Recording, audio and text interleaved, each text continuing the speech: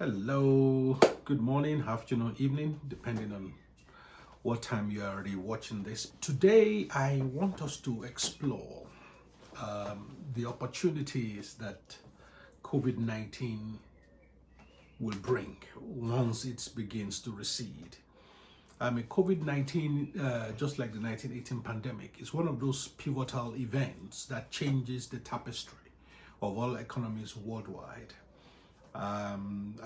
If you are a student of history, you will find out that the 1918 pandemic is the worst we've seen in just over 100 years, in the last 100 years. And it affected global economy. And then if you notice that around 1928 to 1930, we had the Great Depression in the US, a lot of which was birthed as a consequence of the pandemic that happened globally.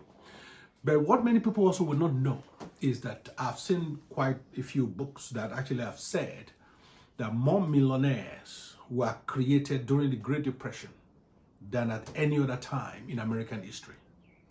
I'll say that again. That more millionaires were created during the Great Depression in the US than at any other time in American history, recent history. Now, if that thesis is correct, now that showed that what happened during the Great Depression was that there was a lot of job losses. But then rather than people simply applying for jobs, a lot of people actually started businesses. And that is how, in my opinion, those new millionaires were created. They were not created because we're not earning millions in salaries in those days. So for every downturn, there's always an opportunity. That's a key thing I need you to understand.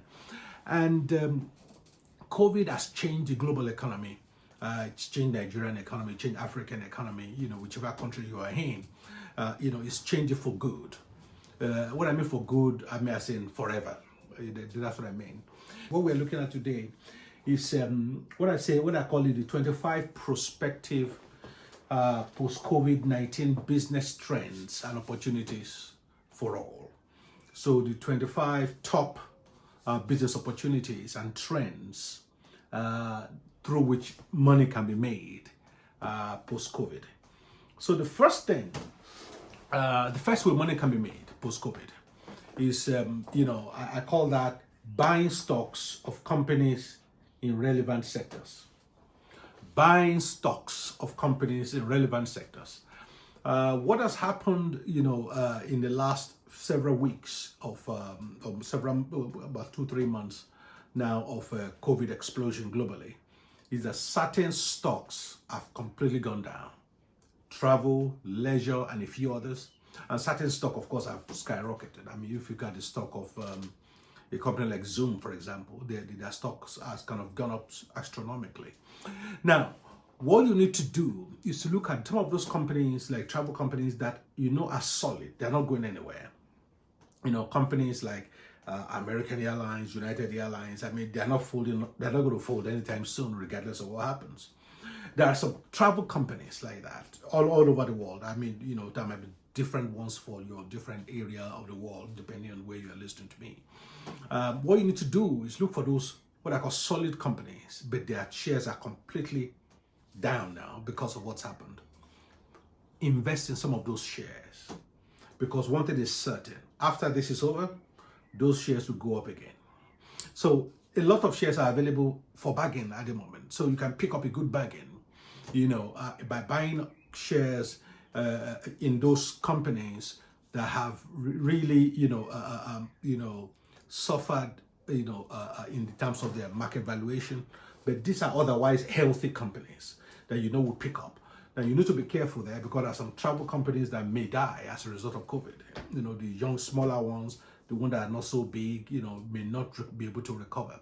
So you might want to stay away from those ones. But there are some big travel organization, leisure companies, even though they're down, they're going to be back up again eventually. So this might be a good time to pick up shares in those companies.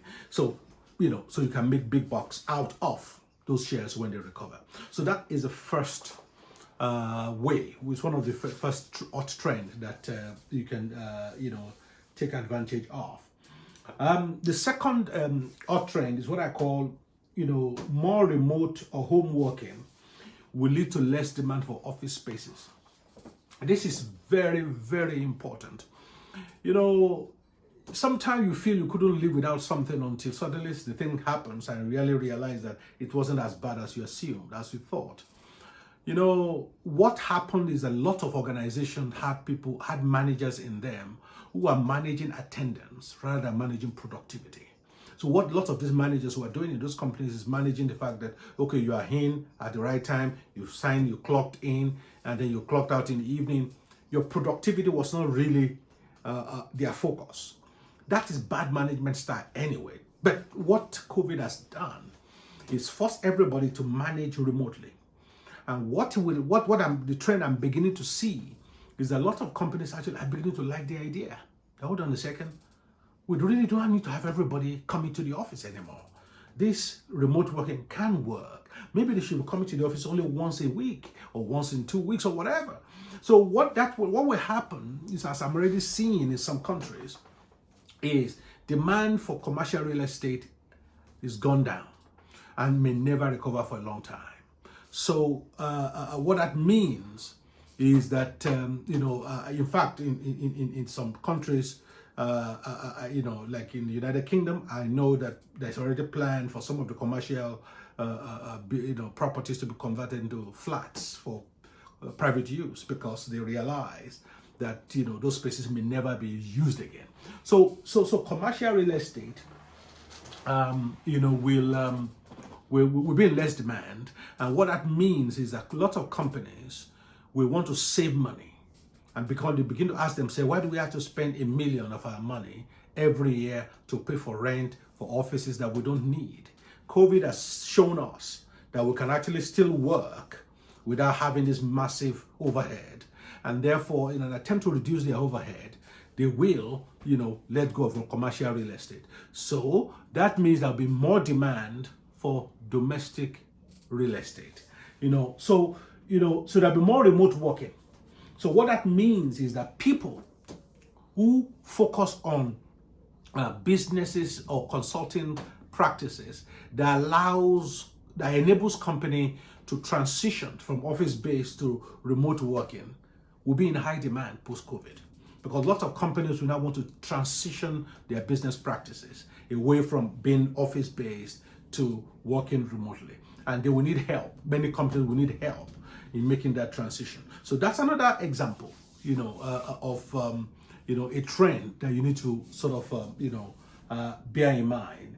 The third trend, that I think will happen is a greater use of automation in industry. Greater use of automation in industry.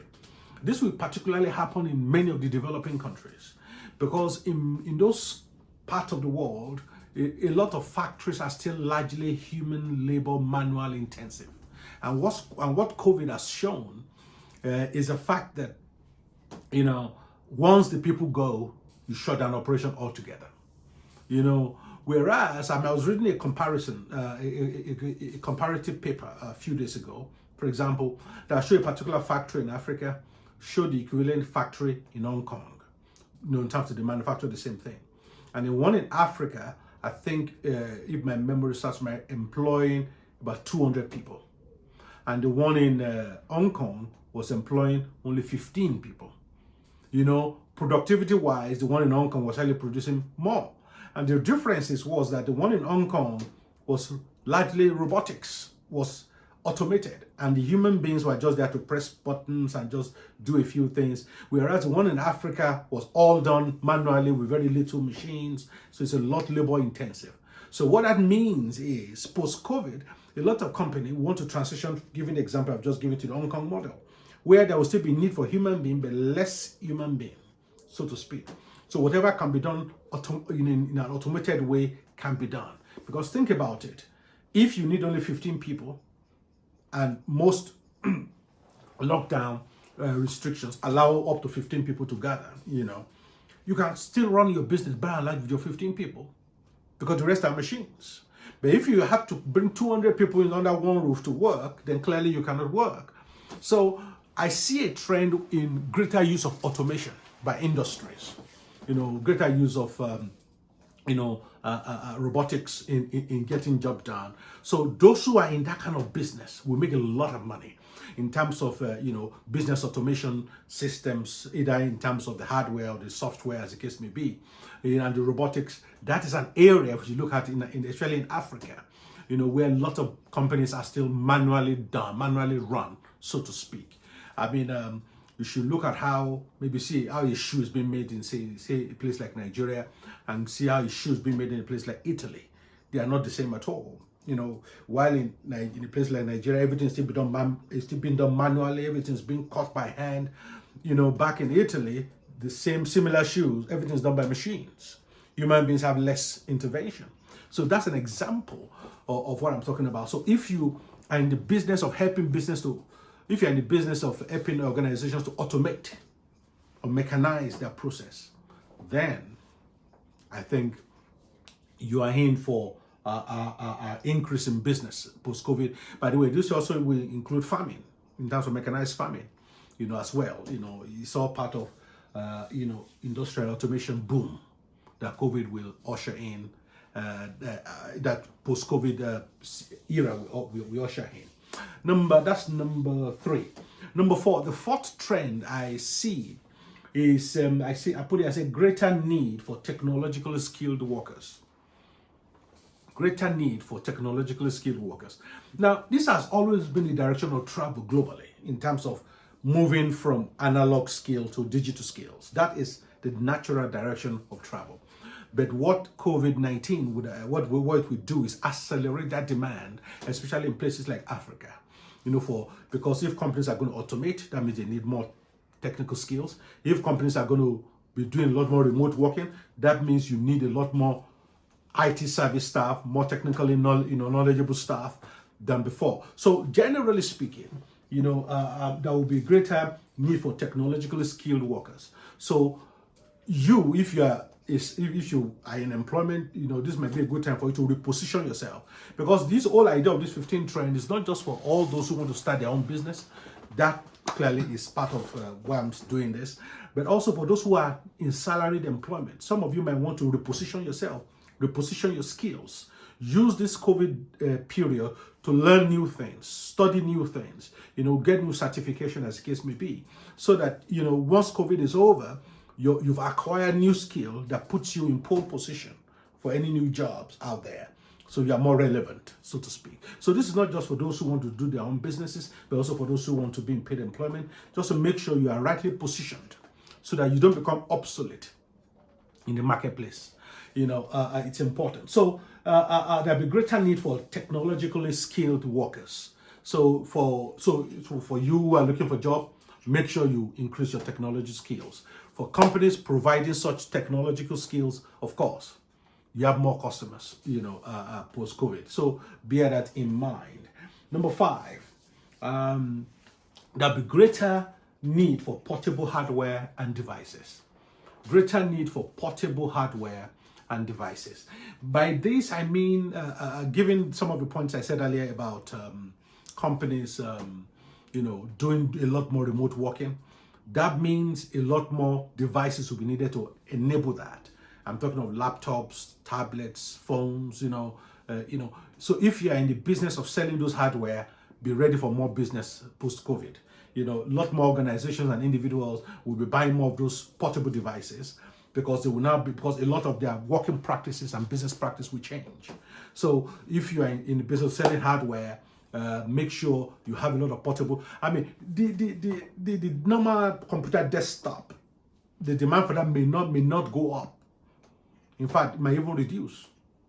Therefore, portable devices like tablets, like laptops, Chromebooks, stuff like that, the demand will definitely go up post-COVID. So if you, in the business of selling hardware, you might want to reposition your stock or your stocks to make sure, you are ready for that boom in demand. So that's number 5. Number 6, demand for applications that enable remote working, conferencing, and remote learning platforms. Demand for applications that enable remote working, conferencing, and remote learning platforms. Now, clearly, one of the things that we've seen already, even within the COVID period, that is booming, is not just remote working. People are now doing, meetings on, online, remote conferencing, remote training, teaching people. So if you are an application developer, that is an area you need to look at. Somebody said, but we already have the Zooms of this world and all that. But the thing is, these Zooms, Skype, all these things, they are Western, so to speak. And I know many countries are looking for their own bespoke version, that speaks to them. I know some countries, for example, are looking for applications that are developed using their local languages, not just English, for example. In countries, for example, in countries like Korea, in Japan, even in China, they have a lot of applications that are written in their local languages, not just English. And they have their Chinese version of practically everything. So many countries in Africa, actually, some of them are actually, looking into that as well. So that, if a lot more people will be working remotely now, then we need to make sure we have a sort of, online platform that meets the bespoke need of the local market, rather than just a one-size-fits-all that Zoom or Skype can be.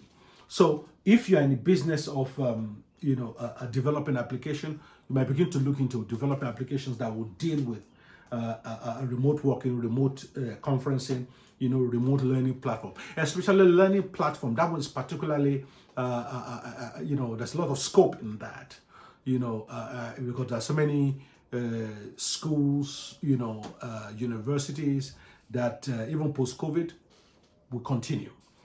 Was it last week in the UK, there's a university called University of Durham, they put out a press release that even after post-COVID, they're taking 25% of all their courses online. So which means even after COVID is over, they're not bringing those courses back in-house. They're keeping it online. So because they've invested in some platforms, there's no point wasting that. So which means they will need less lecturers, because these things can be pre-recorded, and then people engage with them online. So learning will change drastically, post-COVID. We may even have more and more fully online universities now. So that's an area you need to look into in terms of applications that enables remote working, conferencing, and remote learning. Number 7, the seventh trend is, I said increase in small unit travels and holiday rather than large group holidays. Even after the restrictions brought by COVID is lifted, from any history and knowledge of previous pandemics, you'll find that COVID will still be with us for at least another 2 years, if not more, in various forms. So people's habit and the need for social distancing will not end even after a vaccine is found. I think that will be with us for the foreseeable future. So the massive, large group holidays that people used to, take, I see a downturn in that segment of the market. Whereas I see more of upturn in smaller family-based holidays. There are many holiday companies, for example, that you pay for a, packaged holiday, that could be, 200 of you in the hotel, for example, that was brought there by maybe, Thomas Cook is no longer there, but, different holiday companies. And then everything's done together. There are coaches that will come in the morning to take you for your excursions, and then you come back. So everything's done in large groups. That kind of holidays, I don't see it reviving much for the next 2 to 3 years. Because people will still be concerned about being around too many people that they don't know. So what I foresee is a much smaller holiday, maybe myself, and my family, maybe 6 of us, 5 of us, 4 of us, that kind of small size holidays is what I see booming more, rather than the massive, big, holidays that we used to see. So if you are in a holiday company, this is a time for you to begin to reposition yourself, begin to offer more holiday tailored to individual, small niche, small family sizes, because that's going to be more of what's happening in the future, rather than just doing a normal run-of-the-mill package holiday that anybody can buy into. So you need to bear that in mind. Number 8, greater demand for personal protection equipment and cleaning products. Greater demand for personal equipment, personal protection equipment, PPE, and cleaning products. So, I mean, even long after countries begin to open up, the need for PPE will not end for the foreseeable future. Even for many of these countries, one of the conditions, or many countries and cities, one of the conditions for reopening their cities is that people must wear masks in public. So that means for the next 2 to 3, 4 years, demand for masks will continually go up. While some can be manufactured locally, that is true, but the kind of the mask needed for the professionals actually will always be in high demand. The normal cloth mask might be able to give you some protection, but it's not the same thing as a proper full-blown mask that gives you 100% certainty. So there will always be the demand for PPE, for gloves, for aprons, for all these cleaning products.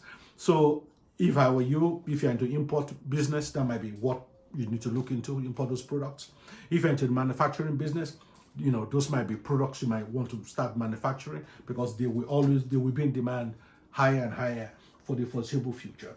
So a greater demand for personal protection equipment and cleaning products, that's a segment of the market you might want to go into, post-COVID, as a way of making money, because there will be a boom in that sector. Number 9, the ninth trend I foresee is, I said, the tax and income planning consultancy. Tax and income planning consultancy. So if you're an accountant, you might want to make sure you brush up on your tax planning consultancy. That is going to be an area that will boom. By that I mean, countries rather, many countries have kind of they've kind of supported their economy, their businesses, their people through palliatives and all the different things that the different countries have done. But my challenge is the fact that these countries, all countries, they are not Father Christmas. They will have to make this money back somehow after COVID ends. So I see tax rises in the horizon in many countries, and therefore there will be greater need for tax planning, because these governments will take their money back. They are not, they're not giving it for free, So income tax, corporation tax, and all various forms of taxation, I see an upward trajectory in terms of the rates and the vigor of collection, because broke governments will now want to make money back. So those who are into tax planning, estate planning, this might be a good opportunity for them to grow their business. Number 10. The 10th trend that I foresee is, I said, increase in COVID-related legal disputes. Increase in COVID-related legal disputes. I mean, this is for lawyers. So if you're a lawyer, be ready for booming business. Certain kind of the 2 areas that I think that comes to mind the most, I see, is corporate law, which include contracts, and domestic law in relation to family plan, in terms of family matrimonial related disputes. Those 2 areas will increase post-COVID, because COVID, the disruption that COVID has caused, what that has meant is that there's been a lot of contracts that will have been broken, lots of agreements that will have been breached, either because of no fault of your own or whichever. There will be all kinds of disputes that will have taken place, and of course, locking husband and wife at home together for months, as that's happened, will have increased tension. So marriages will have encountered inevitably some difficulties. So lawyers in those 2 areas, in terms of family, domestic, as well as corporate contract law, will be. I foresee them being very busy after COVID. So that's something for lawyers to think about. Number 11. I said there will be spike in demand for hospital and medical services. There will be spike in demand for hospital and medical services. Well, what that means is that the trend, I noticed the trend first in the US, then in Europe, then I also saw it in Africa. It's happening in Africa. And that is, there's a lot of people who have what I call conventional ailments at the moment, who are not going to hospitals. Either because they are concerned about going to hospital that may be infested with COVID, or because they feel the hospitals are already overwhelmed dealing with COVID, so they don't want to go there because I'm having some chest pain, I'm having this vigorous headache, I'm having pain here. So people, there's a lot of ailments that people are keeping at the moment because they are allowing COVID to take priority. What's going to happen after COVID is a lot of those ailments will now need to be treated. So there's going to be a deluge of people with ailments that have not gone to the hospitals. So there will be, so if you're in the hospital medical field, there will be increase in demand for hospital admissions and treatment. If you are into the diagnostics, you are into testing within the medical field, there will be a lot of business increase as a result. In fact, in countries like United Kingdom, for example, I know a lot of medical procedures were suspended because of COVID. So which means, unless it's a real life-threatening emergency, all your treatments have been suspended for the past several weeks now. So what that means is that post-COVID, you're going to have lots of those people and people who might have developed those ailments during this period, all needing treatment. So there'll be a lot of busy hospitals post-COVID. So that's an area you need to look into as a way of, helping and as of course making money at the same time. That's number 11. Number 12. I said increase in funding for immunological and medical research.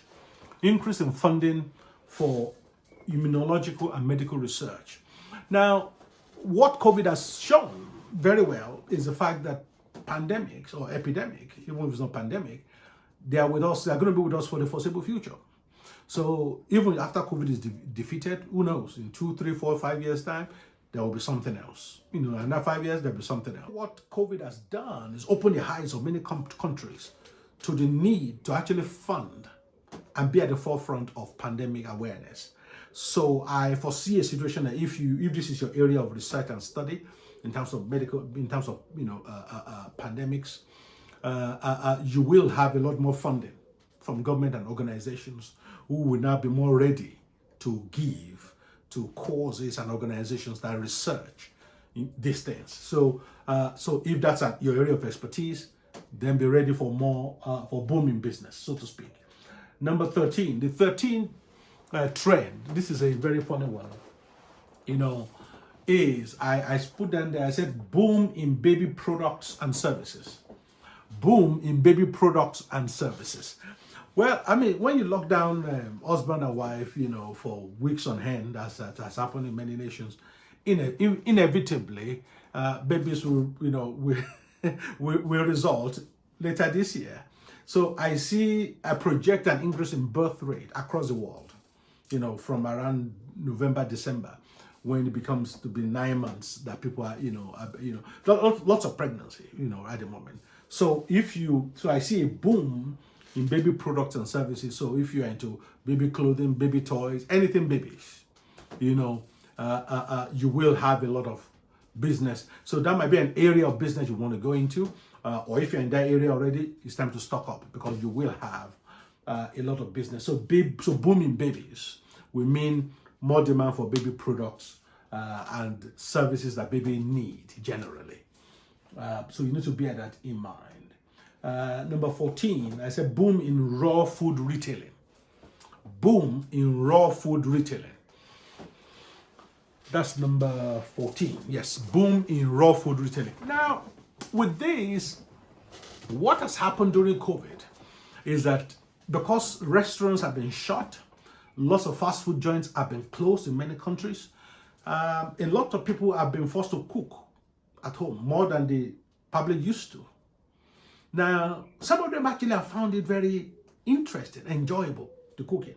I've spoken to quite a few people who say, actually, come to think of it, in the last 1 month, I've not done one single takeaway. These are people who will have done 5 takeaways a week, pre-COVID, So what that means, a lot of these people actually, some of them actually found new love for cooking.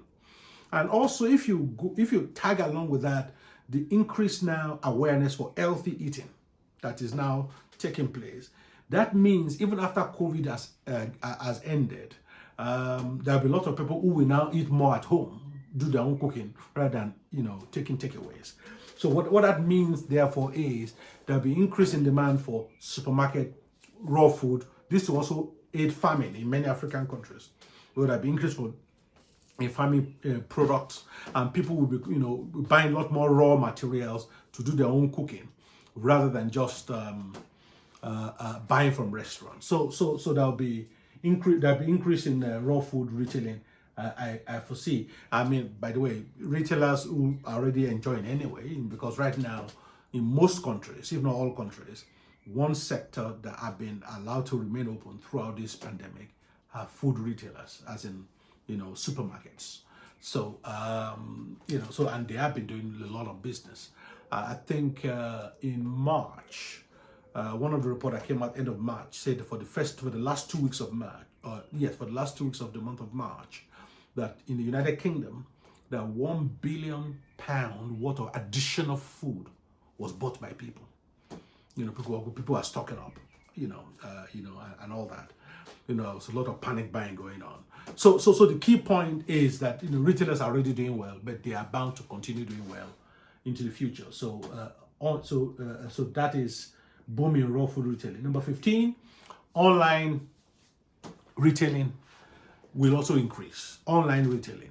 Lots of people are now used to online because now the need to physically go to places is now not as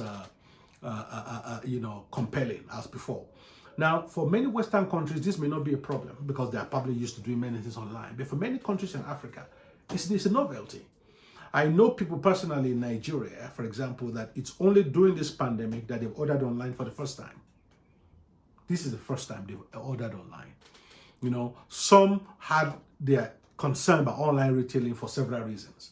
For example, in a place like Nigeria, so I know people who are concerned about using their bank card online because of fraud. So for all these years, they've refused to do anything online with their card. Now, they've tried it, they enjoyed it, they find that actually it worked. And I see many of those people continuing into the future. So online retailing is booming. It's going to boom as well after COVID. So whatever business you are into, consider taking it online. Now, the opportunities I actually see here is I actually see a situation where you will have completely online businesses, increase numbers of those businesses. You can start running from your home and put everything online. So a lot of online businesses will have more traction going forward, especially in developing countries like Nigeria. Number 16, quickly, online learning and education delivery. Online learning and education delivery. I think I mentioned this a little bit earlier, but this is particularly about online learning. This is not just about online business. A lot of learning will now be done online. By this, I'm not just talking in terms of formal education, because what has happened during this COVID period, lockdowns in many countries, is that a lot of people have actually used online to learn new skills. There are all kinds of cooking clubs, sewing clubs, all kinds of clubs online that people have gotten used to as a result of COVID. So after COVID, I see those things continue. Online learning generally will become a boom. I'm not talking of structured learning from universities now. I'm just talking about hobbies, learning generally about everything. Learning about DIY, learning how to paint, learning how to, do makeups, learning how to do so many things. There'll be a boom in online learning and education delivery generally. So that is an area of business you need to consider. Number 17, I said there'll be a boom in IT security consultancy. IT security consultancy. Now, what this means is that with everything going online, more people going online, with remote working, with mechanized, manufacturing, all these things mean there is a need for increased security.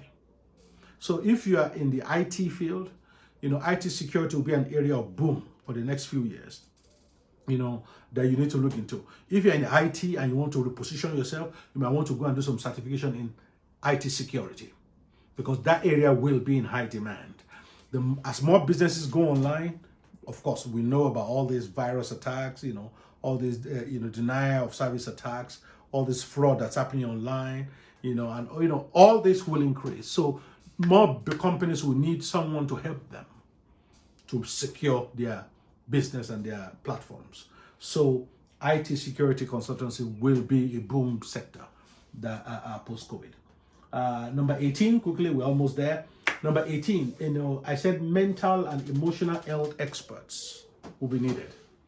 Mental and emotional health experts. If you studied and you are certified in mental or emotional health, this might be an area, a time for you to set up your own practice. You'll get a lot more customers, sadly speaking. Because what the lockdown will have done is that it will have affected a lot of people's mental health. You guys need to understand something. You need to understand. I was telling somebody the other day, I said, many people appreciate better now why solitary confinement is considered a form of torture. Just locking somebody alone in one room. That's been the case with many people in the world during this pandemic. Not many people have large families that they can be locked down together in. Some people are just alone in their own room or in their own flat, all by themselves for 2-3 months. That has a lot of impact on people's mental well-being, that they will need help with. Emotional, also, that will also have all kinds of emotional experts. So for example, in the UK, a report, was it last week, was showing that there's been a 50% increase in calls to domestic abuse helpline during this lockdown. Because before, if you're in an abusive situation, you could just leave, so to speak. Go to the police, go to friends, go to, family. But with the lockdown, you're locked down where you are, so to speak. So lots of people felt they couldn't leave in an abuse situation. And I see many times government ministers actually came out to say, if you have been abused, you can leave. But I don't think that message is getting through. So lots of people have a kind of emotional scar that the pandemic has brought on them, that they will need help sorting out. So mental and emotional health experts. Quickly, 19, career planning and life coaching businesses. Career planning and life coaching business, that will also increase. Because lots of people will have lost their job and will need to replan their career to face a different trajectory. You might need to learn a new skill. Some people are confused about, okay, what can I do? I've been doing the same thing for 20 years. Now I'm redundant. What do I do with my life? Life coaching. So career planning and life coaching, that's an area that will boom. Number 20, business consulting. Number 20, business consulting. As more businesses are started, there will be more need for consultants to help them market, in terms of marketing and everything that has to do with their business.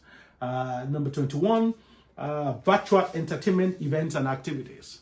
A lot of things is being done virtually now. The other day somebody was telling me about a virtual nightclub that people, created. A lot of things have been done virtually now all over the world, and I see that trend continuing post-COVID. Number 22, vitamins and supplement businesses. Vitamins and supplements. Because of the need to improve and strengthen your immune system, a lot of people, I feel, will be taking more vitamins and supplements. So the demand for that will go up. That might be an area of business you might want to go into. Number 23, specialist cleaners. 23 specialist cleaners. So there'll be need to continue to decontaminate areas, private and commercial, and even cities. So need for specialist cleaners will go up. So that might be an area of business you want to go into. Number 24, party and event planning. Oh yes, a lot of people that have not had parties for months because of the lockdown. Everybody will let loose, weddings, marriages, all kinds of social event planning. That will boom. And of course, catering for that as well. And lastly, number 25, lastly, not the least, relationship and counseling services. This, relates to part of what I mentioned earlier. There are lots of marriages and relationships will have gone through stress as a result of the lockdown. So those who are into counseling services, we have a lot of work to do to help people sort out their affairs in terms of marriage and relationships. So those are the 25 top trends that I see.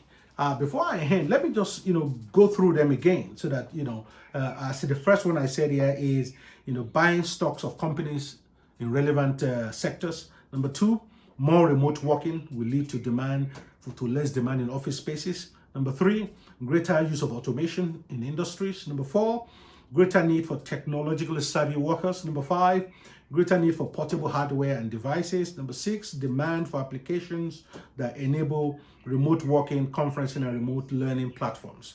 Number 7, increase in small unit travels, holidays rather than large group ones. And number 8, greater demand for personal protection equipment and cleaning products. Number 9, tax and income consultancies will go up in demand. Number 10, increase in COVID-related legal disputes. 11, spike in demand for hospitals and medical services. Number 12, increase in funding for immunological and medical research. Number 13, boom in baby products and services because of increase in, of course, babies being born. Number 14, boom in raw food retailing. Number 15, online retailing. Number 16, online learning and education delivery. 17, IT consultancies. IT security consultancies, Number 18, mental and emotional health experts. Number 19, career planning and life coaching businesses. Number 20, business consulting services. Number 21, virtual entertainment events and activities. Number 22, I explained about vitamins and supplements will increase. Even I have started taking a couple more vitamins than I used to, just to keep healthy in certain area. Things like vitamin C, I never used to take it, but now I take it more regularly. So all kinds of vitamins, people take more. Number 23, specialist cleaners. There will always be need to specialist clean offices. Some companies might even call in specialist cleaners to decontaminate their office before they even go back.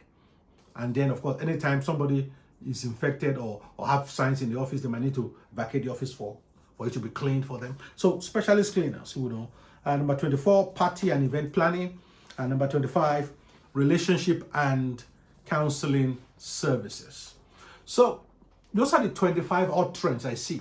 Now, clearly, I don't see everything. So there might be 4, 5, 6, 7, 8 additional trends that you have seen. Put that in your comment to let us know the additional areas that you have seen. And of course, when we do the online Q&A, after the last session, we'll do a Q&A session, and then we'll be able to, I'll be able to answer some questions. So if you have any questions, send them to info @charlesomole.org. at charlesomole.org, info@charlesomole.org. Send in your question, and please make sure the title of your message, so because we are doing different masterclasses, says 25 COVID trends. 25 COVID trends. That should be the subject so that we will know which masterclass or your question relates to, and then we will deal with those questions during the broadcast on the Q&A session. So the way because we're still trying to sort of finalize the way we do things with these masterclasses, but the plan at the moment is to have the masterclass on one day, and then the following day we will have the Q&A session. So see you at the Q&A session. Take care of yourselves.